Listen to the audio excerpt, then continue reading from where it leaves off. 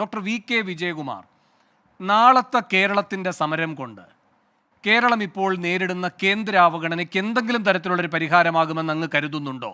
ഇന്നിപ്പോൾ മുഖ്യമന്ത്രി കണക്കുകൾ സഹിതമാണ് കാര്യങ്ങൾ വിശദീകരിച്ചിരിക്കുന്നത്. അത് സത്യസന്ധമായ കണക്കുകൾ തന്നെയല്ലേ?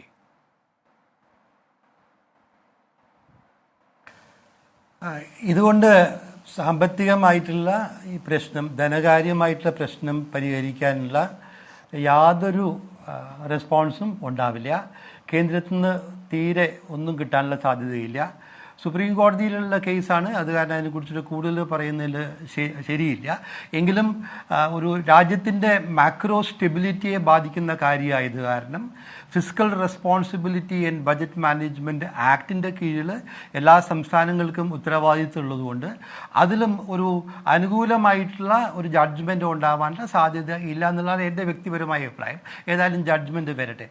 മുഖ്യമന്ത്രി പറഞ്ഞതിൽ ഒരുപാട് അബദ്ധങ്ങളുണ്ട്. ഞാൻ അതിൻ്റെ രാഷ്ട്രീയ മാനങ്ങളിലേക്ക് പോകാൻ ഉദ്ദേശിക്കുന്നില്ല. I will confine myself to the economic dimension. മുഖ്യമന്ത്രി ഇന്ന് പറയുണ്ടായി 17 സംസ്ഥാനങ്ങൾക്ക് ലാളന, അതായത് എൻ ഡി എ സഖ്യകക്ഷികളൊക്കെ ഭരിക്കുന്ന ബി ജെ പിൻ്റെ സഖ്യകക്ഷികളൊക്കെ ഭരിക്കുന്ന സംസ്ഥാനങ്ങൾക്ക് ലാളനയാണ്, അല്ലാത്ത ഇപ്പോൾ കേരളത്തെ പോലെയുള്ള സംസ്ഥാനങ്ങൾക്ക് പീഡനം എന്നുള്ളതാണ് മുഖ്യമന്ത്രി പറഞ്ഞൊരു വാചകം. അത് തന്നെ തെറ്റാണ്. കാരണം എൻ ഡി എ ഭരിക്കാത്ത സംസ്ഥാനങ്ങളുണ്ടല്ലോ. ഉദാഹരണത്തിന് ഒഡീസയുണ്ട്, ആന്ധ്രാപ്രദേശുണ്ട്. ഈ 2 സംസ്ഥാനങ്ങളും ഈ സമരത്തിലൊന്നും തന്നെയില്ല. മാത്രമല്ല അവർ ഞങ്ങൾക്കെതിരായിട്ടുള്ള വിവേചനമുണ്ട് എന്ന് പറഞ്ഞിട്ട് സത്യാഗ്രഹം ഇരിക്കാൻ വരുന്നില്ല. വാസ്തവത്തിൽ ഒഡീസയ്ക്ക് എതിരായിട്ട് കാര്യമായിട്ടുള്ള വിവേചനമുണ്ട് എന്നുള്ളത് അവിടെ ഇക്കണോമിക് സർക്കിൾസിൽ ഡിസ്കഷൻ ഉണ്ട്. നമ്മൾ കേരളത്തിലൊന്നും കാണാറില്ല. ബിസിനസ് ചാനൽസിലൊക്കെ തന്നെ അവർ ചില ഇക്കോണമിസ്റ്റുകളൊക്കെ വന്ന് പറഞ്ഞു. കാരണം അവർ പറയുന്നൊരു കാര്യം എന്താ അറിയോ, കേരളത്തിൻ്റെ പൊതുധനകാര്യ മിസ്മാനേജ്മെൻറ്റ് കാരണം, ചെലവിൽ യാതൊരു നിയന്ത്രണവും ഇല്ലാത്തത് കാരണം കണ്ടമാനം കടം പെരുകി, ആ കടം പെരുകി കമ്മി വർദ്ധിച്ചു. അങ്ങനെ റവന്യൂ കമ്മി പരിഹരിക്കാൻ വേണ്ടിയിട്ട് റവന്യൂ ഡെഫിസിറ്റ് ഗ്രാൻഡ് കിട്ടി. ആ റവന്യൂ ഡെഫിസിറ്റ് ഗ്രാൻഡ് ഏറ്റവും കൂടുതൽ കിട്ടിയിട്ടുള്ള സംസ്ഥാനമാണ് കേരളം.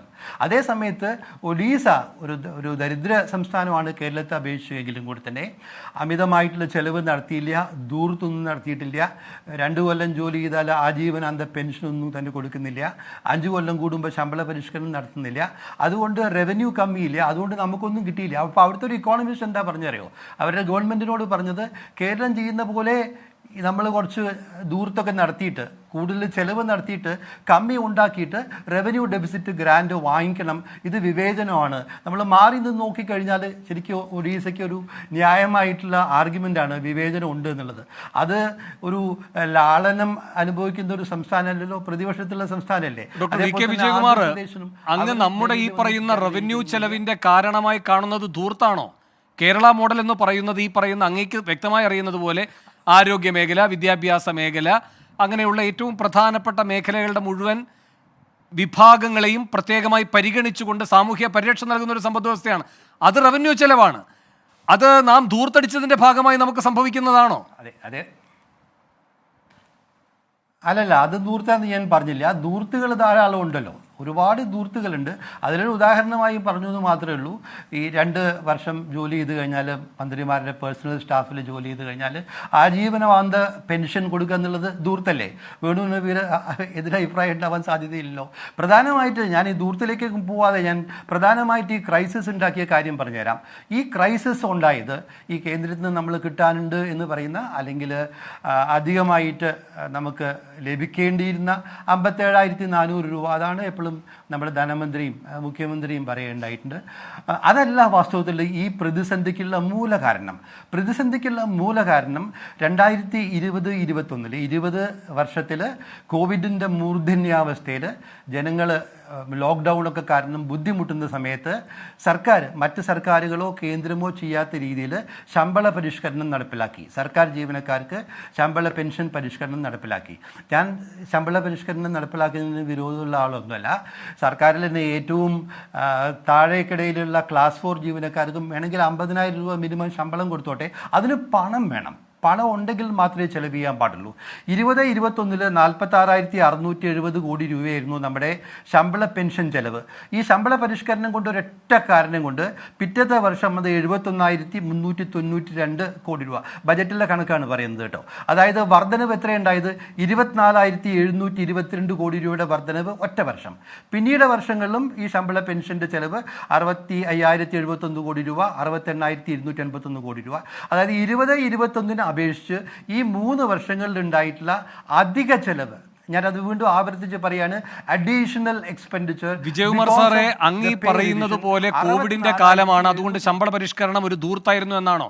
ശമ്പള പരിഷ്കരണം 5 വർഷം നടപ്പാക്കുന്നു, അത് കേരളത്തിന്റെ സവിശേഷതയാണെന്ന് പറയുന്നു. അതിനെ ദോഷത്തോടെയും കാണാം. പക്ഷെ അങ്ങനെയല്ലാതെ പൊതുമേഖല എന്ന് പറയുന്ന സംവിധാനത്തെയാണ് നാം കൂടുതലായി മുന്നോട്ട് വയ്ക്കുന്നത്.